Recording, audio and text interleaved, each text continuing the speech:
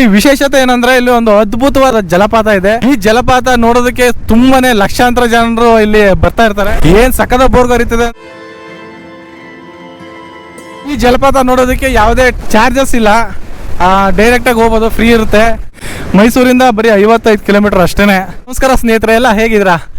ಇವತ್ತು ನಾವು ಬಂದಿರೋ ಜಾಗ ತುಂಬಾನೇ ಅದ್ಭುತವಾದದ್ದು, ಮತ್ತೆ ಇದು ರಾಮಾಯಣ ಕಾಲದ ಪೌರಾಣಿಕ ಕಥೆಗಳನ್ನು ಹೊಂದಿರೋಂಥ ಜಾಗ ಇದು. ಇಲ್ಲಿ ವಿಶೇಷತೆ ಏನಂದರೆ ಇಲ್ಲಿ ಒಂದು ಅದ್ಭುತವಾದ ಜಲಪಾತ ಇದೆ. ಇದು ಕಾವೇರಿ ನದಿಯ ಜಲಪಾತ. ಇದು ಎಷ್ಟು ಸಖತ್ತಾಗಿದೆ ಅಂದರೆ ಇದು ಆಗಸ್ಟ್ ತಿಂಗಳಲ್ಲಿ ನೋಡೋದಕ್ಕೆ ತುಂಬಾ ಚೆನ್ನಾಗಿರುತ್ತೆ. ಇದು ಮೈಸೂರಲ್ಲಿರೋಂಥ ಸುಂದರವಾದ ಜಾಗ. ಈ ಜಲಪಾತ ನೋಡೋದಕ್ಕೆ ತುಂಬಾ ಲಕ್ಷಾಂತರ ಜನರು ಇಲ್ಲಿ ಬರ್ತಾ ಇರ್ತಾರೆ. ಈಗ ನಿಮ್ಗೆ ಅದನ್ನು ತೋರಿಸ್ತೀನಿ ನೋಡಿ. ಇದೇನೆ ಕಾವೇರಿ ನದಿ ಚುಂಚನಕಟ್ಟೆ ಜಲಪಾತ. ಏನು ಸಖದ ಬೋರ್ಗ್ ಹರಿತದೆ ಅಂದರೆ ಹೇಳೋಕ್ಕಾಗಲ್ಲ ಗುರು. ಇಲ್ಲಿ ಬಂದ್ಬಿಟ್ಟು ಆ ಎಕ್ಸ್ಪೀರಿಯನ್ಸ್ ಮಾಡಬೇಕು. ಇನ್ನೂ ತುಂಬ ನೀರು ಬರುತ್ತೆ, ಇದಕ್ಕಿಂತನೂ ತುಂಬ ಬರುತ್ತೆ. ಬೆಟ್ಟಪುರ ಹತ್ರ ನಿಮಗೆ ಬೆಟ್ಟಪುರ ಎಷ್ಟು ಕಿಲೋಮೀಟರ್ ಆಗುತ್ತೆ? 40. ನಿಮ್ಮ ಹೆಸರು? ನಿಮ್ಮ ಹೆಸರು? ಆದಿತ್ಯ. ನೋಡೋದಕ್ಕೆ ಇದು ಜಲಪಾತ ನೋಡೋದಕ್ಕೆ ತುಂಬ ಜನ ಬರ್ತಾರೆ. ನೋಡಿ ಇಲ್ಲಿ ಸೇತುವೆಲಿ ಕಟ್ಟೆ ತುಂಬ ಚಿಕ್ಕದು, ಅದಕ್ಕಾಗಿ ಈಗ ಜಾಲರಿಯಲ್ಲಿ ಹಾಕಿದ್ದಾರೆ. ಜುಲೈಯಿಂದ ಆಗಸ್ಟ್ ಸೆಪ್ಟೆಂಬರು 3 ತಿಂಗಳು ನಿಮಗೆ ಕಣ್ ತುಂಬ್ಕೊಳ್ಳೋಕ್ಕೆ ಸಾಧ್ಯ ಆಯ್ತದೆ.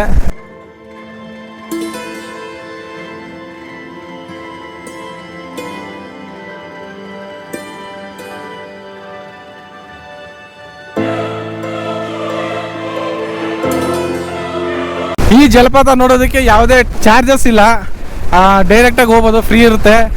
ಬೆಳಗ್ಗೆ 7 ಗಂಟೆಯಿಂದ 6 ಗಂಟೆವರೆಗೆ ಓಪನ್ ಇರುತ್ತೆ. ಮತ್ತು ಈ ಚುಂಚನಕಟ್ಟೆಗೆ ಬರೋದಕ್ಕೆ ಬಸ್ ರೂಟು ತುಂಬಾ ಚೆನ್ನಾಗಿದೆ. ಮೈಸೂರಿಂದ ಮಡಿಕೇರಿ ಕೊಣನೂರಿಗೆ ಎಲ್ಲ ಹೋಗೋಂಥ ಬಸ್ಗಳು ಇಲ್ಲಿ ಬರ್ತವೆ. ಈ ಫಾಲ್ಸ್ಗೆ ಹೋಗ್ಬೇಕು ಅಂದರೆ ದೂರ ನಡಿಬೇಕು ಅನ್ನೋದೇನಿಲ್ಲ, ಬಸ್ ಸ್ಟ್ಯಾಂಡ್ ಹತ್ರನೇ ಇದೆ. ಒಂದು ಸರ್ಕಲ್ ಸಿಗುತ್ತೆ ಇಲ್ಲಿ, ಅದು ಸರ್ಕಲ್ ಈಗ ತೋರಿಸ್ತಾ ಇದ್ದೀನಲ್ಲ, ಇದೇನು ಸರ್ಕಲ್ಲು. ಆ ಸರ್ಕಲ್ ಪಕ್ಕಲ್ಲೇ ದೇವಸ್ಥಾನ ಇರೋದು. ಆರಾಮಾಗಿ ವೆಹಿಕಲ್ಗಳಲ್ಲಿ ಬರ್ಬೋದು, ಪ್ರೈವೇಟ್ ವೆಹಿಕಲಲ್ಲಿ ಬರ್ಬೋದು, ಮತ್ತು ಬಸ್ಸಲ್ಲೆಲ್ಲ ಬರ್ಬೋದು ಆರಾಮಾಗಿ. ಮೈಸೂರಿಂದ ಬರೀ 55 ಕಿಲೋಮೀಟರ್ ಅಷ್ಟೇ. ಇನ್ನು ಕೇರ್ನಗರಕ್ಕೆ ಬಂದರೆ ಕೇರ್ನಗರದಿಂದ 15 ಕಿಲೋಮೀಟರ್ ಆಗುತ್ತೆ. ಟ್ರೈನ್ ಮುಖಾಂತರ ಬಂದರೆ ಕೇರ್ನಗರದಲ್ಲಿ ರೈಲ್ವೆ ಸ್ಟೇಷನ್ ಇದೆ, ಅಲ್ಲಿ ಇಳ್ಕೊಂಬಿಟ್ಟು ಇಲ್ಲಿ ಬರ್ಬೋದು. ಈಗ ನಿಮಗೆ ಆ ದೇವಸ್ಥಾನ ಹತ್ರ ಜಲಪಾತ ಇದೆಯಲ್ಲ ತೋರಿಸ್ತೀನಿ. ಈಗ ಬನ್ನಿ, ಈಗ ಹೋಗೋಣ. ಕೆಲವರು ನನ್ನ ವೀಡಿಯೋಸ್ಗಳು ನೋಡಿದಾರಂತೆ, ಅದನ್ನು ನೋಡಿ ಮಾತಾಡ್ಸ್ಕೊಂಡು ಹೋಗ್ತಾಯಿದ್ದಾರೆ. ತುಂಬ ಥ್ಯಾಂಕ್ಸ್ ಹೇಳ್ತೀನಿ ಅವ್ರಿಗೆ. ಒಂದು ಅದ್ಭುತವಾದ ಒಂದು ಜಾತ್ರೆ ನಡೀತದೆ, ದನಿನ್ ಜಾತ್ರೆ ಅಂತ. ಬೇರೆ ಬೇರೆ ಡಿಸ್ಟಿಕ್ಕಿಂದ, ಬೇರೆ ಬೇರೆ ಸ್ಟೇಟಿಂದ ಎಲ್ಲವ ದನಗಳನ್ನ ಇಲ್ಲಿ ವ್ಯಾಪಾರಕ್ಕೆ ತರ್ತಾರೆ. ಪ್ರದರ್ಶನ ಮಾಡೋದಕ್ಕೂ ಇಲ್ಲಿ ಎತ್ತುಗಳನ್ನ ಇಲ್ಲಿಗೆ ತರ್ತಾರೆ.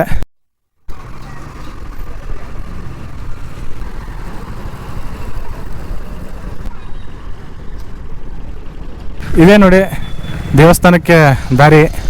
ಇಲ್ಲೊಂದು ಆರ್ಚ್ ಇದೆ, ತುಂಬ ಸಖತ್ತಾಗಿದೆ.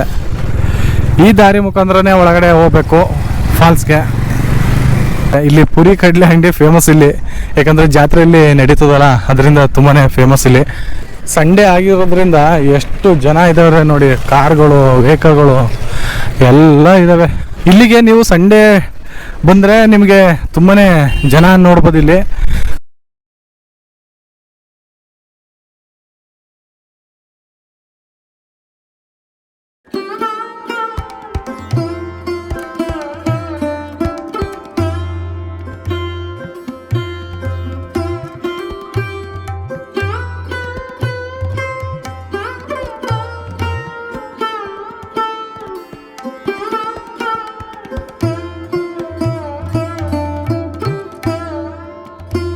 ಸ್ನೇಹಿತರೆ, ಇದೇನೇ ನಮ್ಮ ದೇವಸ್ಥಾನ. ಇದು ಹಿಂಭಾಗ ಇರೋದು. ಇಲ್ಲಿ ಈ ಜಲಪಾತಕ್ಕೆ ಧನುಷ್ಕೋಡಿ ಅಂತ ಇಟ್ಟಿರೋ ಹೆಸರನ್ನ.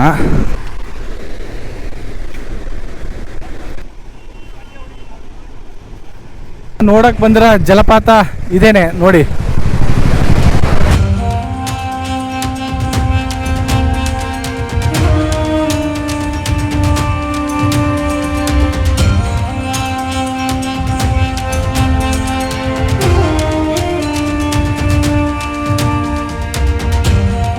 ವಾಚ್ ಟವರ್ ಇದೆ ನೋಡೋದಕ್ಕೆ, ವೀಕ್ಷಣೆ ಮಾಡೋದಕ್ಕೆ.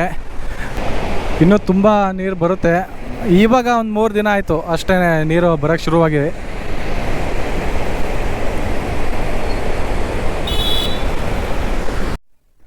ನಾನು ಹೇಳಿದ್ನಲ್ಲ, ಶ್ರೀ ರಾಮ ಲಕ್ಷ್ಮಣ ಸೀತೆ ಆಂಜನೇಯ ಎಲ್ಲ ಬಂದಂಥ ಸ್ಥಳ ಇದು.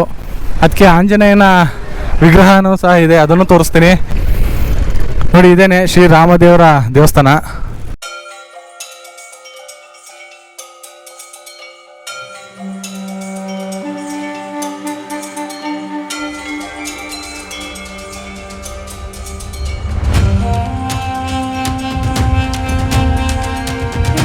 ಎಲ್ಲರನ್ನೂ ಅಟ್ರಾಕ್ಟ್ ಮಾಡೋದು ಅಂತಂದರೆ ಇಲ್ಲಿ ಆಂಜನೇಯನ ವಿಗ್ರಹ ನೋಡಿ. ಇದೇನೇ ಆಂಜನೇಯನ ವಿಗ್ರಹ, ತುಂಬಾ ಅಟ್ರಾಕ್ಟ್ ಮಾಡುತ್ತೆ ಇಲ್ಲಿ ನೋಡಿ. ಎಲ್ಲ ಫೋಟೋಗಳನ್ನ ತೆಗೆಸ್ಕೊಳ್ತಾರೆ ಇಲ್ಲಿ. ಇವಾಗ ನಾವು ವಾಚ್ ಟವರ್ ಮೇಲೆ ಹತ್ತೋಣ.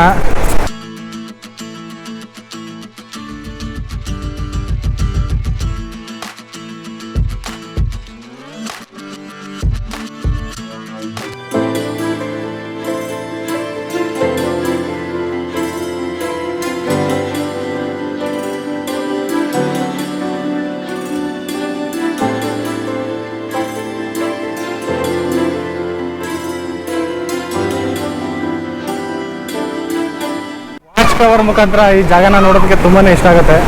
ಎಲ್ಲರೂ ಇಲ್ಲಿ ಬಂದು ಫೋಟೋ ತಗೊಂಡು ಇಲ್ಲಿ ವಾಚ್ ಟವರ್ ಮುಖಾಂತರ ಎಲ್ಲ ನೋಡ್ತಾರೆ. ತುಂಬಾ ಚೆನ್ನಾಗಿ ಕಾಣುತ್ತೆ ವ್ಯೂ ಇಲ್ಲಿ.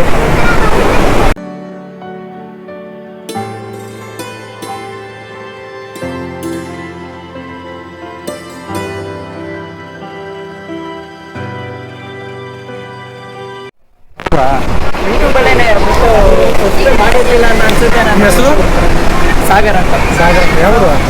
ಇಲ್ಲೇ ಕಿತ್ತೂರು. ನಿಮ್ಮ ಹೆಸರು? ಪ್ರೀತಮ್ ಅಂತಲ್ಲ. ಶ್ರೀ ರಾಮದೇವರ ದೇವಸ್ಥಾನ.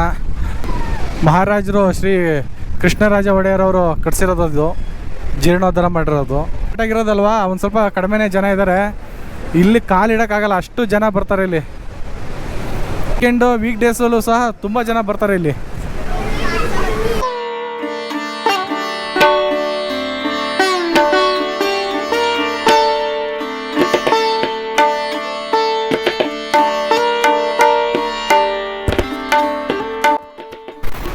ನೋಡಿ, ತುಂಬ ಹತ್ತಿರದಲ್ಲಿ ತೋರಿಸ್ತಾ ಇದ್ದೀನಿ ಆಂಜನೇಯನ ವಿಗ್ರಹ. ಬಿಸಿಲು ಕಡಿಮೆ ಇರೋದ್ರಿಂದ ಮೂರ್ತಿ ಕಾಣೋದಿಲ್ಲ ಅಷ್ಟಾಗಿ.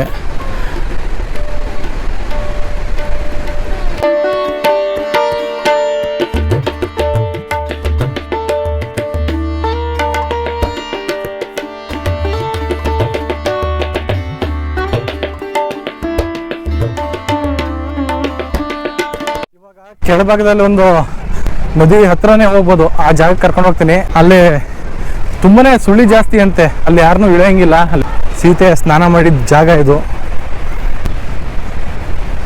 ಇಲ್ಲೆಲ್ಲ ವೀಕ್ಷಣೆ ಮಾಡೋದಕ್ಕೆ ತುಂಬ ಜನ ಬರ್ತಾರೆ. ಇಲ್ಲಿ ತುಂಬಾನೇ ಕ್ಲೋಸ್ ಆಗುತ್ತೆ, ಇಲ್ಲಿವರೆಗೂ ಬರುತ್ತೆ ನೀರು.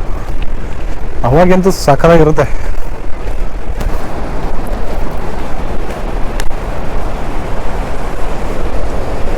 ಇಲ್ಲಿ ಸೂಚನಾ ಫಲಕವನ್ನು ಹಾಕವ್ರೆ, ಇಲ್ಲಿ ಡೇಂಜರಸ್ ಅಂತ.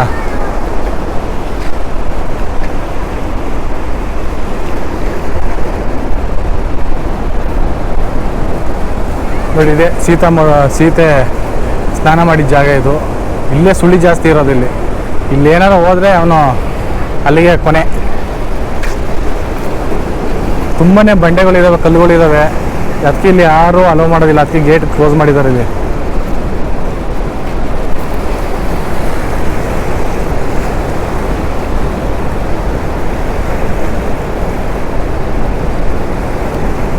ಈ ಮಾನ್ಸೂನ್ ಟೈಮಲ್ಲಿ ತುಂಬಾ ನೀರು ಬರೋದು, ಸಖತ್ತಾಗಿ ಬರುತ್ತೆ ಇಲ್ಲಿ ನೀರು.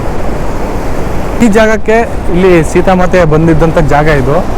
ಈ ಜಾಗದಲ್ಲಿ ತುಂಬಾ ಡೇಂಜರಸ್ಸು. ಇಲ್ಲಿ ತುಂಬ ಯಾರೂ ಇಲ್ಲಿ ಅಲೋ ಮಾಡೋದಿಲ್ಲ, ಅದಕ್ಕೆ ಕ್ಲೋಸ್ ಮಾಡಿದ್ದಾರೆ ಇಲ್ಲಿ.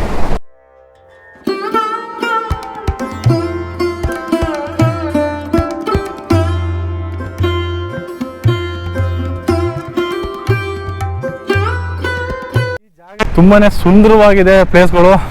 ಇಲ್ಲಿ ಬಂದು ಎಂಜಾಯ್ ಮಾಡ್ಬೋದು. ಆದರೆ ನೀರೊಳಕ್ಕೆ ಇಳಿಯೋಂಗಿಲ್ಲ. ನೀರೊಳಕ್ಕೆ ಇಳಿಯೋದು ತುಂಬಾ ಡೇಂಜರಸ್ಸು. ನಾವು ಪ್ರಕೃತಿನ ನೋಡಬೇಕು, ನೋಡಿ ಆನಂದ ಪಡಬೇಕು ಹೊರತು ಅದ್ರ ಜೊತೆ ಆಟ ಆಡೋಕ್ಕೆ ಹೋಗ್ಬಾರ್ದು.